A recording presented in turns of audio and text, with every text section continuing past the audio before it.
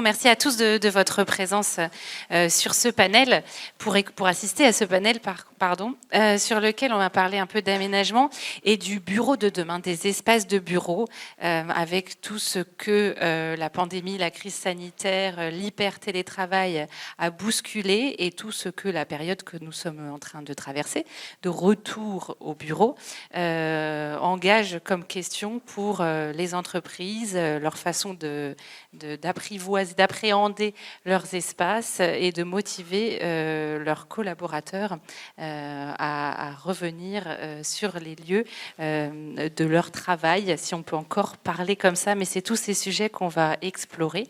Et pour les explorer, j'ai le plaisir d'accueillir 4 intervenants que je remercie de leur présence. Messieurs, je vais vous inviter à vous présenter vous-même avec un petit peu de détails sur vos périmètres respectifs, vos missions actuelles. Alors Alexandre, je ne sais pas s'il y avait une slide prévue pour présenter nos intervenants. Et ben voilà, parfait. Vous avez été remplacé. Je me demandais parce que ça devait être Isabelle Janin, mais elle a eu une urgence. Vous la remplacez au pied levé. Merci pour ça. Mais vous travaillez en étroite collaboration avec elle, donc vous vous glisserez dans ses souliers facilement. Et d'ailleurs, que faites-vous exactement dans la vie, Alexandre ? Bonjour à tous. Donc, je suis Alexandre Lepeuple, je suis architecte de formation et donc j'officie au sein de What Design and Build depuis 2016 en tant que responsable d'opération sur des déploiements d'aménagement pour nos clients qui sont à la fois preneurs, donc des entreprises, des grandes marques, dans le milieu du tertiaire et également au sein du développement à l'Europe pour des clients sur le secteur plutôt retail. Merci. Alors Jean-Frédéric, vous chez Altered Studio. Alors d'abord, moi ça fait... un peu fort, effectivement. Ça fait un peu plus de 20 ans. Ça va, Laurent ? Ça fait bientôt 22 ans que je suis dans le groupe Altarea en tant que promoteur sur des opérations tertiaires. Je ne sais faire que du tertiaire. Donc le groupe est investisseur promoteur sur tous les métiers, logement, bureau, commerce. Moi, je ne m'occupe que de la partie bureau. Et depuis 2 ans, à l'instigation d'Alain Taravella, le président fondateur du groupe, et d'Adrien Blanc qui dirige Altarea Entreprise, donc la partie tertiaire du groupe, on a décidé de créer une petite entité qui s'appelle Altarea Entreprise Studio, qui est à la fois un lieu à usage interne et à usage de nos clients, de réflexion sur justement le bureau de demain, la conception de tous nos projets tertiaires. Donc je précise que c'est quelque chose qu'on a lancé en fait juste avant les épisodes du Covid qu'on vient de traverser. Et on reviendra sur vos travaux de l'époque et comment ils sont aujourd'hui regardés. Laurent de Roth, vous êtes le chasseur de tête sur le panel. Oui, c'est comme ça qu'on dit. Oui, tout le monde sait ce que c'est. Ça se mérite. Bon, ceci dit, c'est un terme assez large qui recouvre beaucoup de réalités différentes. Alors moi, je ne suis pas le perdreau de l'année, parce que j'ai commencé par 11 années d'opérationnalité dans la construction, le logement, les maisons individuelles en l'occurrence, chez les constructeurs de l'époque, nationaux. Puis ensuite, j'ai fait de la chasse de tête. Voilà, donc ça fait 34 ans que je fais de la chasse de tête. J'ai créé un département spécialisé immobilier à l'époque où ça n'existait pas. Et puis ensuite, la société où j'étais, on s'est vendu à un groupe américain qui est devenu Hudson, si ce nom-là vous dit quelque chose. Voilà, groupe que j'ai décidé de quitter avec mon équipe. Et j'ai créé en janvier 2014 d'abord Laurent de Roth Consultant, qui est devenu DVA et associé de Rothvaté et associé un an plus tard, lorsque tous mes associés, c'est-à-dire mon équipe, m'ont rejoint. Aujourd'hui, nous sommes 15. Nous travaillons exclusivement pour l'immobilier et la construction, en tout cas pour la partie chasse. Nous y avons adjoint récemment une activité de talent développement. Et nous travaillons pour les promoteurs, pour les investisseurs, pour tous les services immobiliers, pour l'immobilier du commerce et de la distribution, pour les grands utilisateurs, pour l'immobilier social, et aussi pour le monde de la construction, bâtiment, ingénierie, maîtrise d'œuvre et architecture. Merci Laurent. Jean-Baptiste, je termine par vous, votre périmètre chez Capgemini. Bonjour à tous, donc Jean-Baptiste Billy, je suis à la direction immobilière de Capgemini et je dirige pour tout ce qui est France et Maroc le portefeuille immobilier sur ses aspects juridiques et financiers. J'en définis la stratégie et je la mets en œuvre à travers des projets de transformation. Merci. Alors, donc, comme je le disais en ouverture, cette table ronde, ce panel intervient à un moment où toutes les entreprises s'interrogent sur la manière de donner envie à leurs équipes de revenir au bureau et sur les aménagements qu'elles doivent réaliser sur ces bureaux pour parvenir à susciter cette envie et à recréer un sens du collectif, le lien qui a été perdu pendant les mois de la pandémie. Laurent, je me tourne vers vous pour démarrer parce que vous avez un regard très transverse au vu des personnes, voilà, des différents secteurs et dirigeants que vous accompagnez dans leurs projets, sur la façon dont elles vivent cette période, justement, quelles sont toutes les questions qu'elles se posent, un petit état des lieux, des réflexions à cet égard à date. Bon, je ne vais pas trop revenir sur le constat, hein. Rupture Covid, pavé dans la mare, ou plutôt astéroïde dans l'océan, qu'importe. Donc très grosse rupture. À partir de là, confinement complet. Le bureau n'existe plus, sauf chez soi au travers de son écran, ce qui a permis de faire preuve d'une très grande adaptabilité. Hein. Ça a été démontré. Et puis un peu plus tard, on s'est rendu compte que la productivité individuelle était aussi finalement très bonne, alors qu'il y avait beaucoup de craintes de ce côté-là. Voilà, donc ça c'est à mettre à l'actif de nos capacités d'adaptation et puis de ce qui existait déjà en matière de technique, bien sûr, bien qu'il a fallu l'améliorer, mais ça a été très vite. Par contre, on a aussi constaté un peu plus tard, mais finalement assez vite aussi, et puis il y avait quand même des réserves là-dessus, de graves défauts, de graves problèmes en matière d'engagement, d'adhésion à l'entreprise, de capacité à travailler ensemble, de collectif, ce que j'ai appelé la sérendipité, c'est-à-dire finalement les relations informelles qui se créent, qui font que le brainstorming, clairement, et bien ça évidemment, ça a posé beaucoup de problèmes. En plus, ça créait des inégalités dans les entreprises, entre l'école bleue et l'école blanc, ceux qui avaient droit, parce que c'était évidemment perçu comme ça. Une fois qu'on est sorti du confinement et qu'on est rentré dans la période de télétravail, ceux qui avaient droit au télétravail et ceux qui ne pouvaient pas télétravailler, donc problème, c'était des problèmes pour les RH évidemment. Et puis très rapidement, on est arrivé naturellement à cette hybridation du lieu de travail, où on travaille chez soi et on travaille dans l'entreprise, dans les bureaux, et ceci de façon d'abord plus ou moins formelle, puis bien sûr il a fallu l'organiser. Et puis on s'est rendu compte qu'on est passé d'une logique finalement où on travaillait tous en entreprise, c'était quasiment une obligation. C'était une règle, voilà.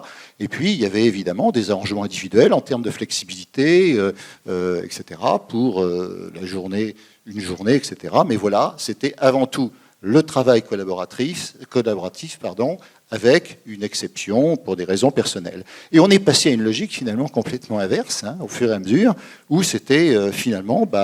on travaille chez soi pour son travail personnel, on fait son travail personnel et on le fait bien et on est productif. Et puis, pourquoi on irait au bureau ?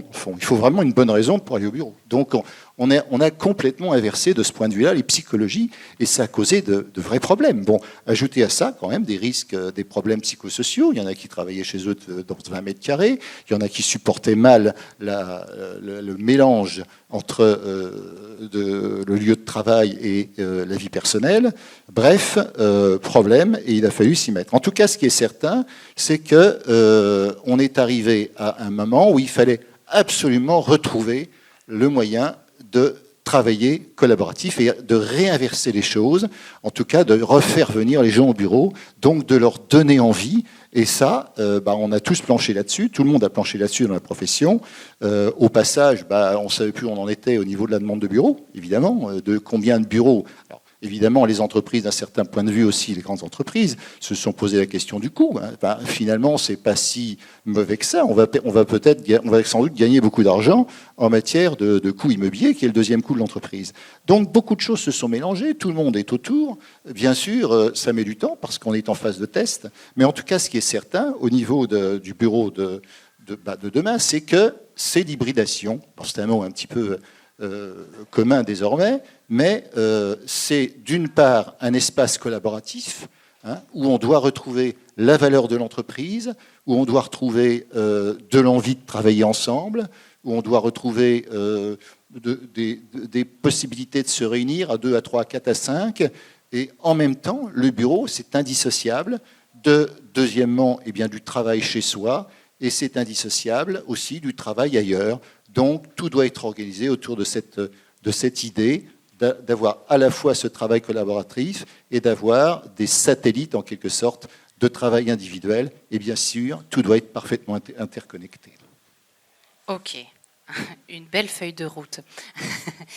Alexandre, pour revenir en écho sur ce que Laurent a évoqué, il a évoqué beaucoup de choses. Ce sujet de l'hybridation de l'espace, au-delà de, je ne sais plus exactement comment vous avez exposé cela, Laurent, mais un sujet psychologique de rapport à son lieu de travail. Donc on a changé de perception sur le bureau comme sur son domicile. Aujourd'hui, à date, comment vous analysez les choses? Quelles sont les premières demandes qui vous ont faites? Et sur cette façon de traiter l'espace domicile versus l'espace du lieu de l'entreprise, avec un aspect très psychologique qu'évoquait Laurent, comment vous voyez les choses se dessiner? Oui, tout à fait. C'est vrai qu'aujourd'hui, les espaces de bureau sont rentrés finalement en compétition de manière très frontale avec le domicile. Dans la mesure où, comme le disait très bien M. De Roth, avant on ne se posait pas la question de pourquoi on vient au bureau. Aujourd'hui, je pense qu'au moindre problème dans le métro, on se pose la question de pourquoi on vient au bureau, puisqu'on on s'est tous prouvé à nous-mêmes et aussi à nos collègues qu'on était capable de travailler en distanciel. Alors, certes, l'état psychologique dans lequel on était pendant les 2 premiers confinements n'était pas forcément un état psychologique normal, tel qu'on l'a pu le vivre dans toutes nos années professionnelles auparavant. Pour autant, des habitudes et des manières de travailler ont été acquises. Je pense également qu'on est passé un peu par tous les états d'euphorie et de rejet du télétravail dans les hautes doses par lesquelles on a pu traverser.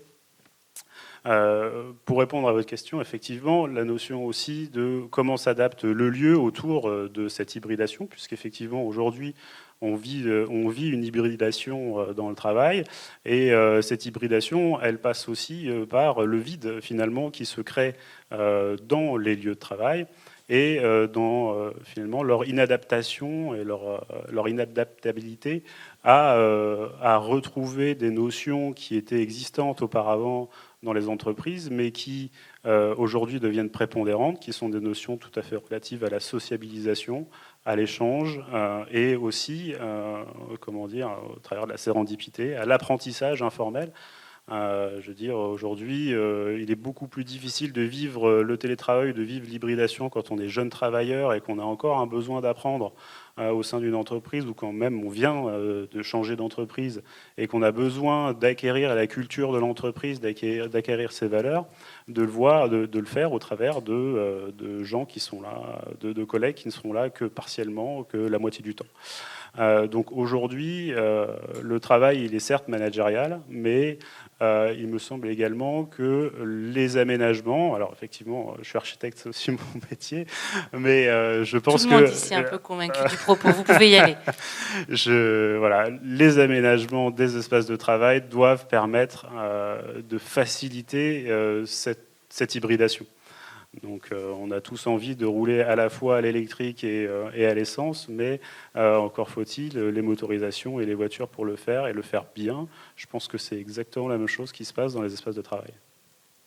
Jean-Baptiste Billy, vous réfléchissiez déjà bien sûr avant la pandémie à tous ces sujets-là, comme vous tous autour de la table bien entendu, mais il y a une chose qu'on avait évoquée quand on préparait cette table ronde, qui était qu'il faut que les espaces de bureau puissent venir travailler le sentiment d'appartenance à l'entreprise pour restaurer le lien, peut-être que le mot est trop fort, mais réengager les collaborateurs et restaurer un peu ce lien qu'ils ont avec leur entreprise. Donc en gros, ils doivent marquer la culture, l'image de l'entreprise. Comment on fait ça? Est-ce que vous êtes engagé dans ce mouvement chez Capgemini?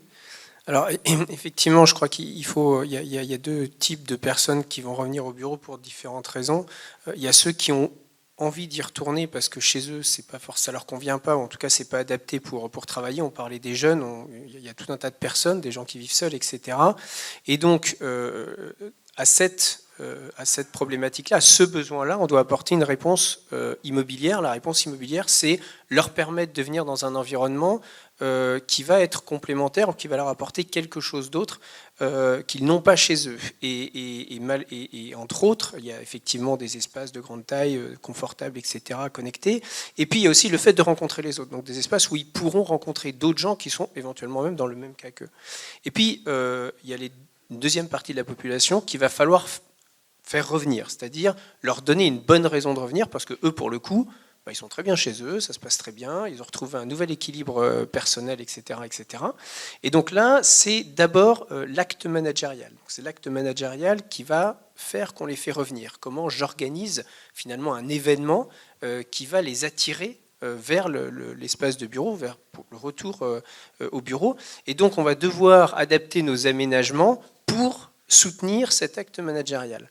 Et donc effectivement, c'est des sujets sur lesquels on travaille depuis un certain nombre d'années, parce que la notion de ce qu'on appelait, enfin ce que j'appelais il y a un peu plus de 2 ans l'hyper-télétravail, quand on travaillait déjà dessus, était quelque chose qui, comme dirait Laurent tout à l'heure, hein, on a fait qu'exacerber quelque chose qui existait déjà finalement, en tout cas une tendance qui se tramait.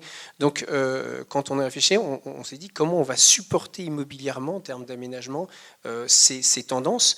Et donc ça veut dire du collaboratif, bon ça j'allais dire j'enfonce une porte ouverte, mais ça veut dire aussi plus de confort et plus de flexibilité dans les locaux, et puis voilà, donc des espaces très ouverts, des espaces partagés. Alors chez Capgemini on a généralisé le flex office sur tous les nouveaux projets depuis 5 ans maintenant, donc on a à peu près maintenant un tiers en France, et ça va s'accélérer, des immeubles qui vont être en full flex office et en full open space, il n'y a plus de bureaux individuels, et donc voilà, donc on sait à travers cette démarche-là qu'on permet aux collaborateurs de venir et de rencontrer des gens, etc. On a multiplié les espaces collaboratifs informels, tout ce qui est cafétéria, etc., les très très grands espaces.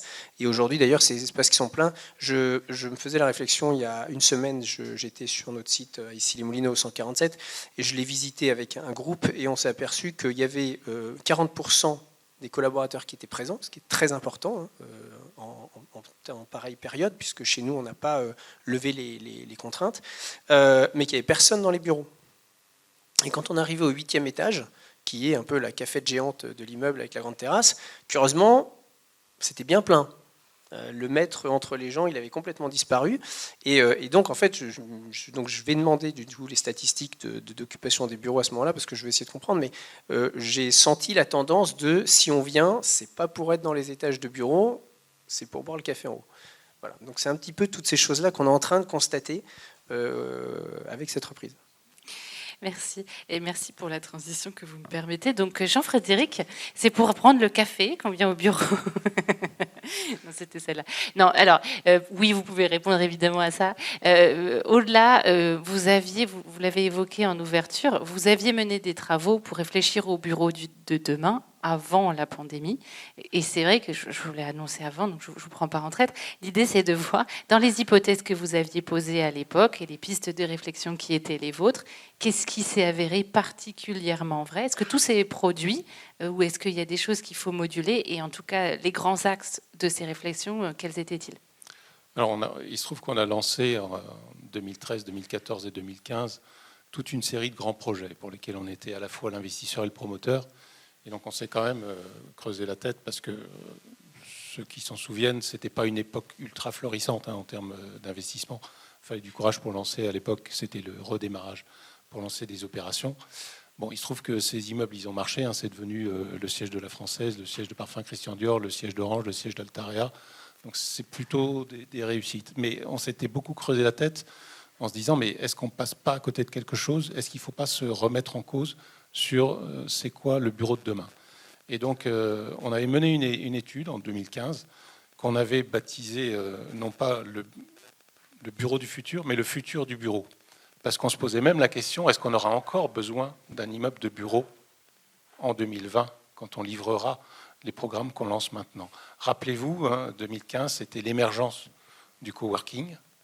À l'époque, j'étais invité dans le même genre de conférence où il y avait des gens qui nous racontaient très sérieusement qu'en 2020, on serait tous en freelance et qu'il n'y aurait plus de salariés en France. Et avec des statistiques très précises qui montraient le modèle américain et comment ça se dupliquerait en France. Et donc, en fait, on a creusé tout ça et on a fait 2 constats. Premier constat, c'est que l'immeuble de bureau, il avait déjà changé.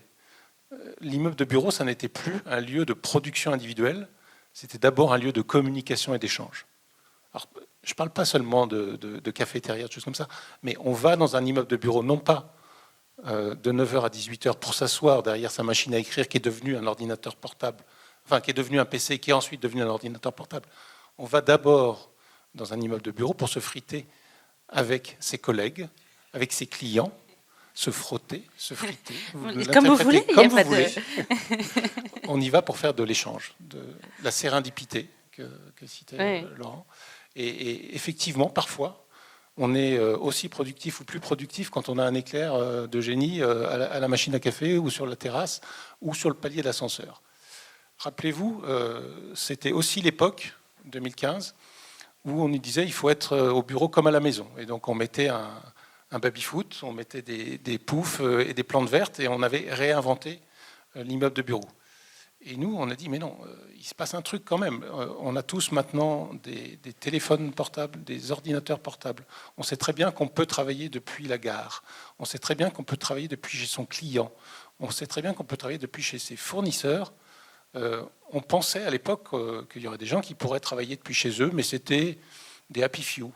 C'était des geeks ou c'était des gens qui jouaient au golf le vendredi après-midi et qui faisaient des demandes comme ça. Mais c'était quelque chose qui était considéré par exotique par les DRH. Et on s'est dit, oui, peut-être que ce ne sera pas ça, mais en tout cas, il ne faut pas être au bureau comme à la maison, sinon on va louper quelque chose. Il faut être au bureau mieux qu'à la maison. Alors ça peut vous paraître un slogan publicitaire, c'est tout sauf ça. C'est-à-dire que comment ça s'est traduit concrètement ? Le siège d'Orange qui a été inauguré la semaine dernière, c'est 30% de salles de réunion. Là où toute la profession, jusqu'à ces jours-ci, réfléchissait avec 5 à 10% de salles de réunion dans un immeuble de bureau. Rappelez-vous, on était en 2015. Faire le choix de dire on va tripler le pourcentage de salles de réunion dans un immeuble de bureau, c'était quelque chose d'assez engageant parce que c'est 3 fois plus d'air neuf, c'est des escaliers de secours en plus, c'est compliqué à gérer. C'est aussi le fait de se dire on aura du mal à expliquer à nos jeunes collaborateurs qui, quand ils rentrent chez eux, ils ouvrent leur MacBook et en moins d'1 seconde, ils sont connectés, que quand ils arrivent au bureau et qu'ils allument leur PC, il faut 5 minutes pour que ça préchauffe, qu'il y ait les routines, qu'il y ait les... Et ça, c'est insupportable. C'est insupportable. Même, c'est normal. Et donc voilà, toute cette génération aujourd'hui d'immeubles ont la 5G, ont le câblage fibre optique jusqu'au poste de travail pour offrir un niveau de confort supérieur. On va revenir dans le détail, puisque le titre du panel nous demande de décrire un portrait robot, donc il va falloir qu'on lui définisse des attributs à ce bureau de demain. Alexandre, vous avez fait aussi un travail sur le futur du bureau, ou le bureau du futur, je ne sais pas comment... Enfin bon, voilà. Mais plutôt maintenant. Alors, est-ce que déjà, sur la proportion d'espaces de réunion et d'espaces collaboratifs, vous arrivez aux mêmes conclusions? Et puis, voilà, sur quelle piste vous avez commencé à travailler pour commencer ce travail de portrait robot qu'on doit faire cet après-midi? Oui, alors tout à fait. Dans l'étude qu'on a menée, évidemment que la proportion de salles de réunion et, j'allais dire plus largement, d'espaces de rencontre, parce que je pense aussi qu'on sort petit à petit des salles de réunion telles qu'on l'a tous, comme le cube en verre. C'est avant tout des espaces de rencontre et on a tous compris, tous intégrés aujourd'hui qu'on était capable d'évaluer la nature de la rencontre et d'y mettre en face une typologie de lieu. Et cet espace de rencontre, ça peut être la machine à café, ça peut être le baby-foot ou le billard, ça peut être aussi la salle plénière. Donc effectivement que dans notre étude, il est mis en valeur que ce sont ces éléments-là qui sont mis en valeur dans les espaces de bureau par la surface et aussi par leur positionnement dans les bureaux. Je m'exprime. Ces espaces de rencontre, c'est aussi des espaces de représentation à l'extérieur. On y viendra plus tard avec l'aspect technologique, mais la visio, c'est de la visio en interne, c'est de la visio en externe aussi. Et donc, du coup, ces salles de réunion, ce sont des fenêtres de l'extérieur sur l'entreprise. Donc, c'est aussi un moyen de communiquer sur les valeurs de l'entreprise. La typologie de la salle de réunion, la typologie du lieu de rencontre, c'est une forme, un moyen de montrer ce que représentent les valeurs de l'entreprise, comment elle s'articule en interne et comment elle a envie de communiquer avec ses clients. Donc la 403, c'est pas recommandé, quoi. Voilà. Okay. Laurent, je voulais revenir. Vous avez commencé à évoquer le sujet du flex office. C'est vrai que sur le sujet des usages, on avait aussi parlé sur le sujet des usages par les collaborateurs des lieux. On avait aussi parlé, en préparant cette table ronde, du fait qu'il fallait travailler un peu la rupture avec le domicile. Donc, c'était le sujet des codes domestiques au bureau qui trouvent aujourd'hui peut-être ses limites ou pas, en fonction. Peut-être que c'est une réaction aux excès du télétravail que vous avez tous évoqués, mais le fait de vouloir se sentir comme à la maison ou mieux qu'à la maison, qu'est-ce que vous portez comme regard là-dessus? Et puis si vous avez d'autres débats à lancer sur le portrait robot du bureau de demain, allez-y. Comme à la maison, enfin, j'ai pas cette perception. Hein. Comme à la maison n'est pas le bon terme. Enfin, c'est mon opinion. Hein. Bon, bah, donc on a déjà acté ça cet après-midi. Okay. Parce que non, mais les expériences sont très diverses de ce côté-là. Hein. Sans doute y a-t-il des gens qui ont besoin de se sentir au bureau comme à la maison, mais il y en a d'autres qui ont besoin de créer une forte rupture entre les deux et de se sentir dans un autre cadre, dans un autre environnement et ça s'est d'ailleurs parfaitement perçu pendant cette période de confinement. Hein. Il y a des gens qui ont été très mal à l'aise, tout en travaillant bien, en tout cas au début, en télétravail à titre personnel, mais très rapidement, ils ont eu effectivement des problèmes de morale, psychologique, non seulement parce qu'ils ne rencontraient pas les gens, mais aussi parce qu'il n'y avait pas de rupture entre les deux. Et ça les déstabilisait. Et je pense que pour un certain nombre de personnes, ça a été très déstabilisant.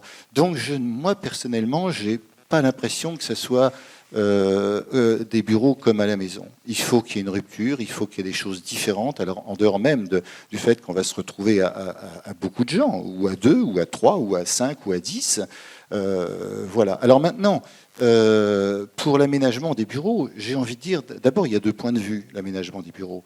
Il y a celui du promoteur. Hein. Alors l'aménagement du bureau, en plus, n'oublions pas, du bureau destiné à être hybride maintenant. Hein. Donc ça a quand même un certain nombre de conséquences par rapport à la situation d'il y a 5 ans où l'hybridation, on ne parlait pas d'hybridation, enfin on commençait à en parler, mais pas dans un rapport de X multiplié par espace collaboratif plus Y multiplié par domicile plus tiers-lieu. Hein, et quelle est la proportion des X, Y? Bon, ça c'est une grande question, je ne sais pas si elle est élevée aujourd'hui. Mais enfin, bref. C'est une question pour vous dans la salle, je vous laisse y réfléchir. Donc le promoteur aujourd'hui, très clairement, il aura un point de vue évidemment très différent de celui de l'aménageur de bureau qui va travailler pour un utilisateur. Qui a effectivement... voilà. Donc déjà, le promoteur de bureau, qu'est-ce qui est essentiel pour lui? J'ai posé la question, hein, pour ne rien vous cacher, hein, pour être sûr de ne pas me tromper. Voilà. On m'a dit, d'abord, l'accessibilité. Voilà, ça, l'accessibilité. Mais ensuite, évidemment, l'attractivité. Il faut donner envie. Bon, ça rejoint déjà un peu l'aménagement intérieur. L'hyperconnectivité. Effectivement, il faut que tout soit très facile, non seulement pour communiquer à l'intérieur, mais pour communiquer entre l'intérieur et les satellites pour travailler à titre personnel. Hein, et tout ça dans les 2 sens. C'est très facile. Moi, je me rappelle avoir visité il n'y a pas très longtemps des bureaux qui ont été inaugurés il y a encore 2 ans ou 3, le temps passe si vite. Donc vraiment high-tech. Enfin, tout était parfait. Hein, tout était parfait. J'allais voir, il y avait la verdure à l'accès, il y avait des petits robots qui accueillaient, etc. Bon, formidable, tout très bien. Et j'allais voir la DRH. Et on va dans une salle de réunion. Et puis, donc, c'était une visioconférence avec les opérationnels. Et ben, elle est plantée devant l'écran, elle dit, bon, ça n'arrive pas à marcher. Elle a appelé le technicien pour qu'il vienne faire marcher la télé. Quand même extraordinaire. Hein. Donc, c'était pas encore l'hyperconnectivité, la facilité d'utilisation, la facilité d'emploi. C'était pas encore ça, quoi. Et pourtant, c'est des bureaux qui ont été, je vous dis, inaugurés il y a très peu de temps.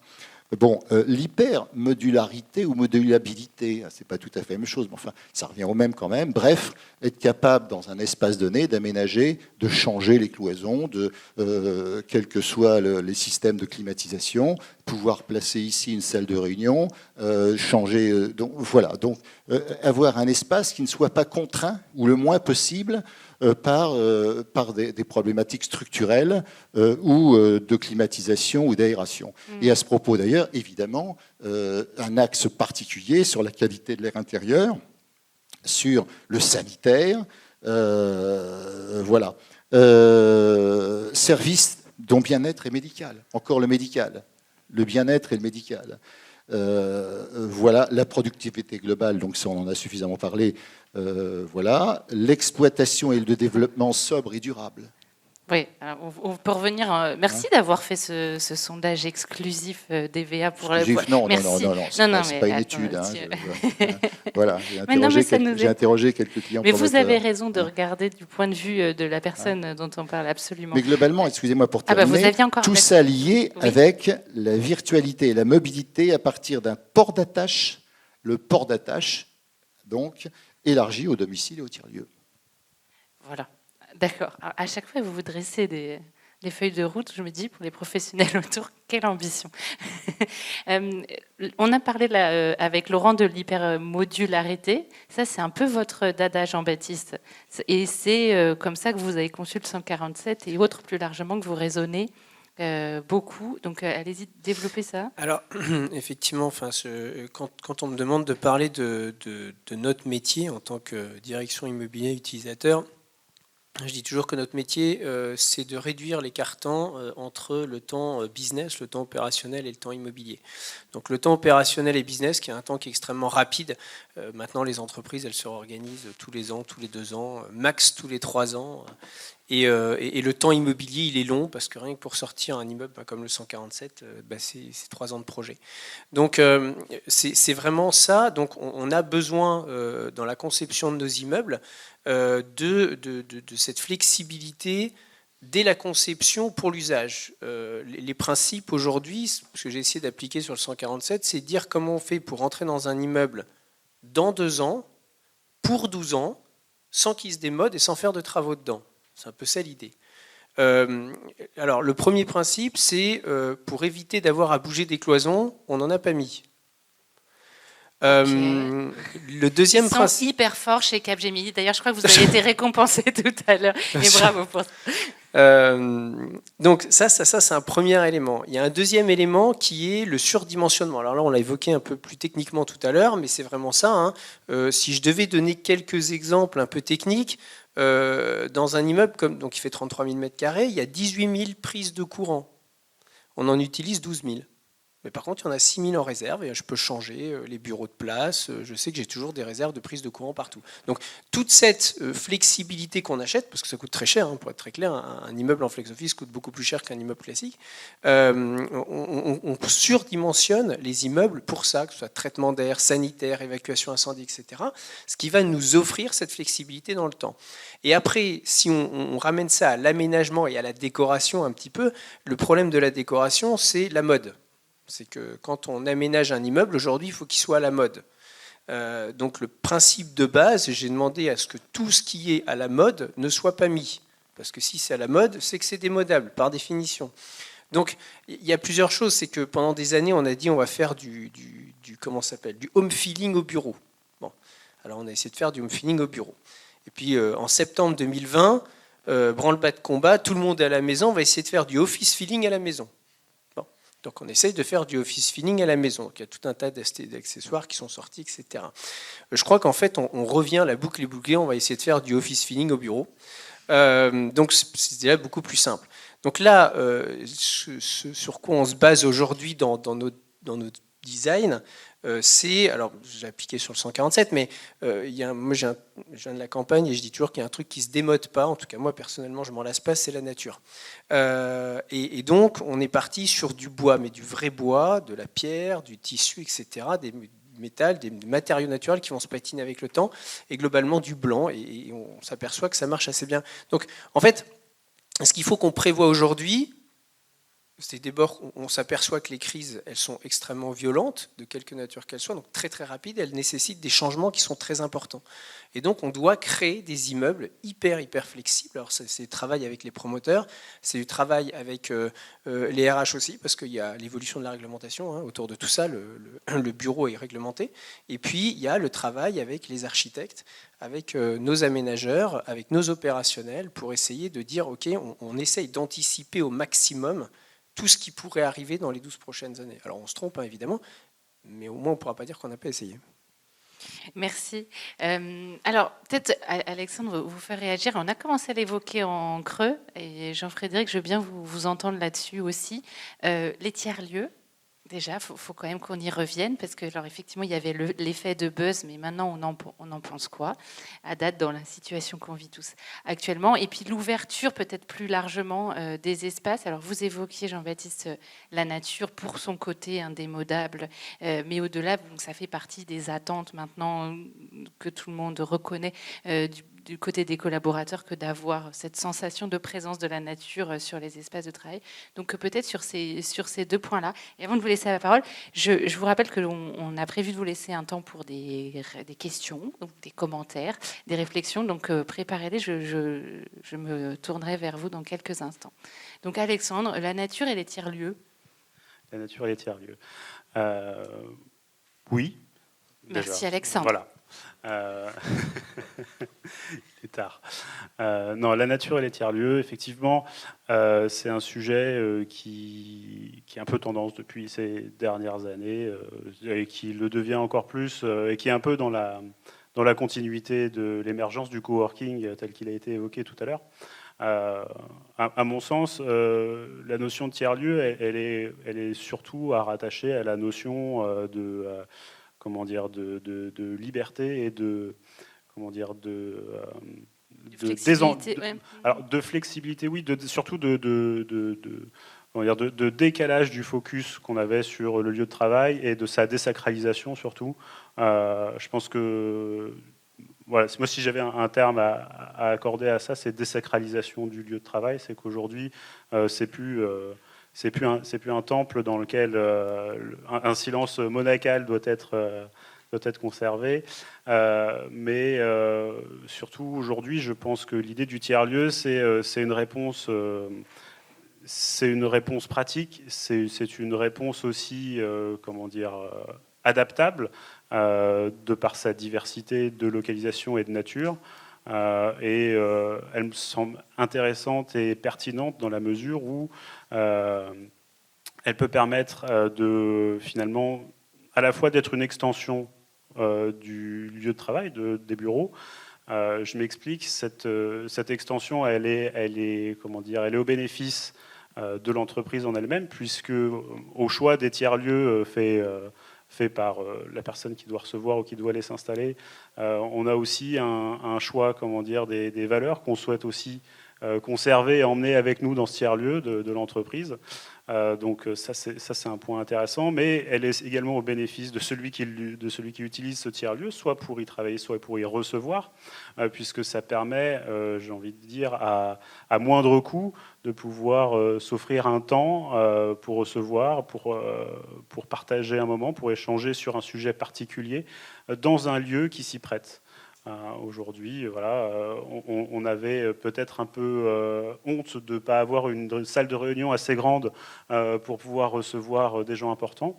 Aujourd'hui, dans les mœurs, ça passe de se dire qu'on va louer un espace pour un événement spécial parce qu'on prête attention à notre client.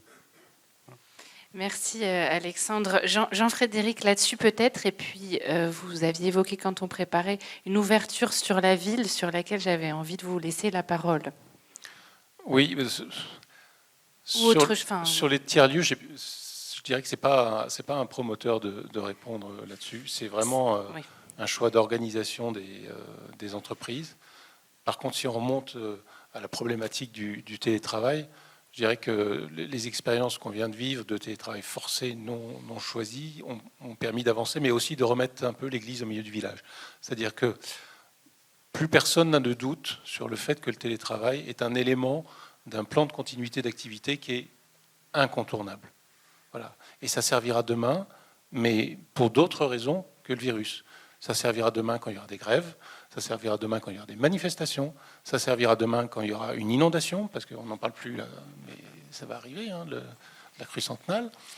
Et puis, ça va arriver demain quand il y aura aussi un cybervirus, parce qu'aujourd'hui, on parle de virus qui nous confine chez nous. Demain, si c'est un cybervirus, on sera content de pouvoir venir travailler sur une informatique sécurisée dans un siège social, alors que ce sera difficile de sécuriser l'informatique éclatée de milliers de salariés chez eux. Il y a toute une industrie aujourd'hui de la cybersécurité qui émerge en France et qui va devenir totalement incontournable. Donc, pour moi, le télétravail, c'est un élément incontournable d'un plan de continuité d'activité. Et l'immeuble de bureau, c'est un outil de management formidable. Parce que pour des baby-boomers, c'est facile, le télétravail. Mais pour un jeune qui commence aujourd'hui sa carrière ou qui sort de l'école, moi j'enseigne au Master GEDI, qui est partenaire du CIATI. Ça fait 2 années pour la première fois, je les ai revus en physique. Les 2 dernières années, on se voyait que par Zoom. Je peux dire que ceux-là, il ne faut pas leur parler de télétravail. Eux, ils ne rêvent que d'une chose, c'est d'un immeuble de bureau dans lequel ils vont pouvoir progresser, parce que l'immeuble de bureau, c'est le lieu de l'affichage, mais aussi de la transmission de la culture d'entreprise. Ce n'est pas qu'une image, c'est vraiment un fondamental de la culture d'entreprise qui se transmet de génération en génération. Et c'est beaucoup plus facile de se sentir managé. Je ne dis pas que les managers ne savent pas manager en télétravail. Je dis que le ressenti est très compliqué pour les jeunes. Ils ont l'impression de faire leur travail, mais de ne pas progresser et de ne pas être managés. Et donc l'immeuble de bureau, il sert aussi à cette transmission de la culture d'entreprise et cette transmission de la culture tout court.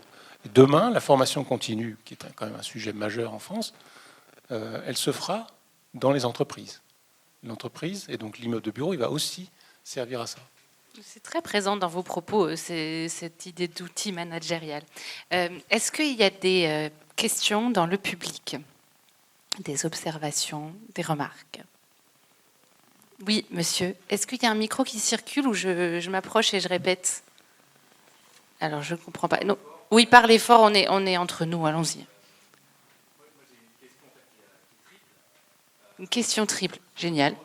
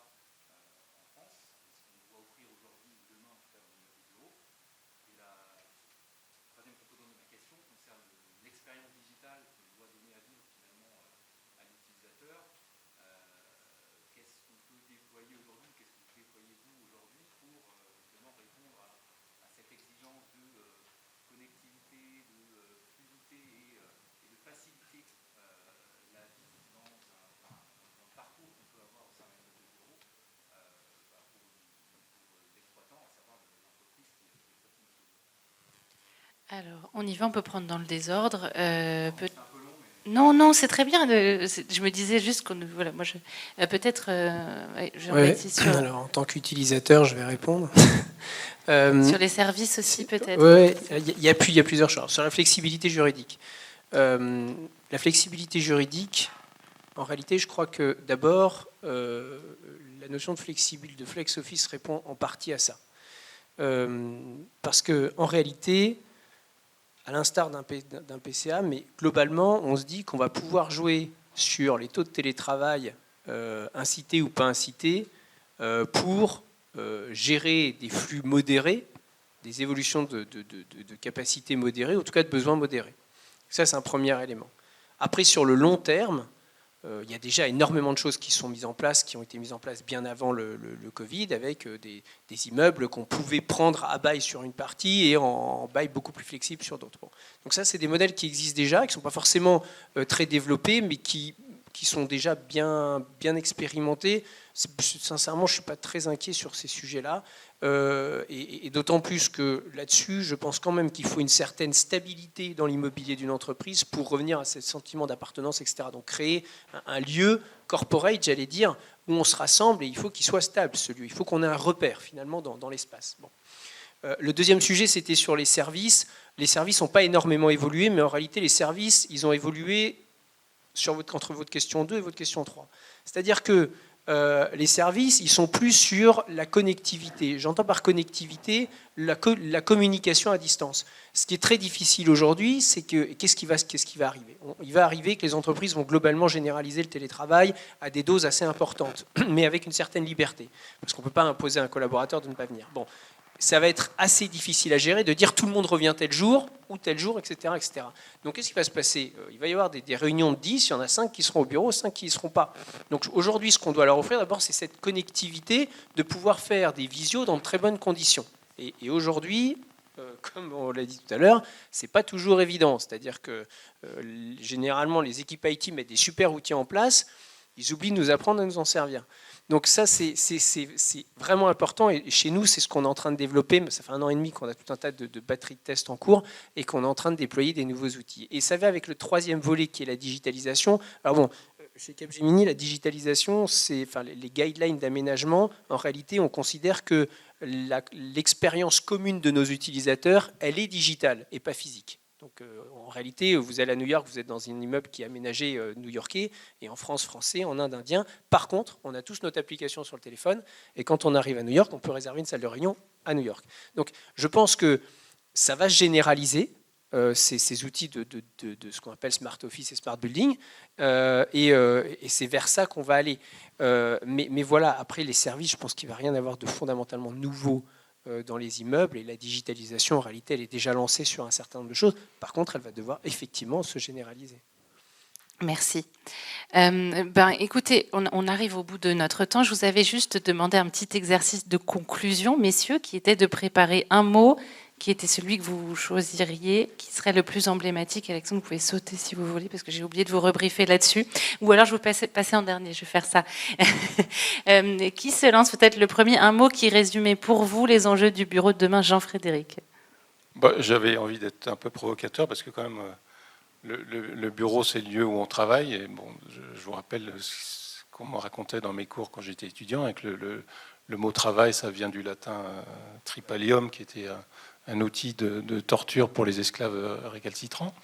Allez-y, Jean-Frédéric, parce qu'on a peur. Et donc le mot, c'est envie. Parce que Okay. Voilà, l'immeuble de bureau, il doit donner envie de revenir travailler physiquement, parce qu'on y trouve des choses qu'on ne trouve pas chez soi. Merci. Jean-Baptiste ?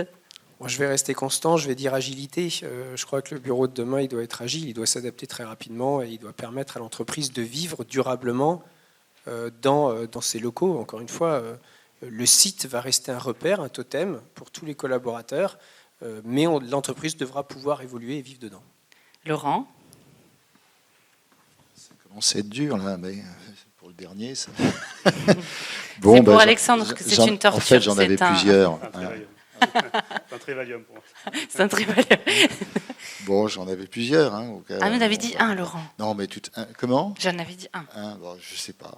Attractivité, ça a déjà été dit, c'est envie. Alors, je dirais hybridation, mais c'est un peu banal. Mais on peut dire hyperconnexion, on Bah, peut c'est dire bien. aussi Oui. X espace collaboratif plus Y satellite travail Ouais, moi, individuel. celui-là, je l'aime bien. Celui-là, il est parfait. On reste là-dessus. Alexandre, alors? Eh bien, moi, je resterai sur le mot que j'ai évoqué tout à l'heure, à savoir désacralisation, Ouais. dans la mesure où, effectivement, je suis d'accord avec ce qui a été dit tout à l'heure, dans la mesure où ça doit rester un totem. Mais je trouve qu'aujourd'hui, on a compris que le lieu de travail était plus sur son piédestal et qu'il devait s'inscrire peut-être plus à sa juste valeur dans nos vies, telles que nos vies de fous, avec des rythmes incroyables tels qu'ils nous sont imposés par la fibre aujourd'hui. Mais voilà, je trouve que la période du Covid a permis de redonner un temps. Ouais. Une temporalité à tout ça. Ben voilà, c'est parfait. Ben j'ai bien fait de vous laisser le temps de préparation. Merci beaucoup à tous les cartes pour ces échanges. Merci à vous et à votre participation, votre attention. Alors, j'ai un petit mot à vous dire qui consiste à vous inviter à vous rendre en salle Longchamp 2 pour suivre notre plénière de clôture avec Stéphane Ben-Simon sur le bureau à la conquête de l'espace. Allons-y.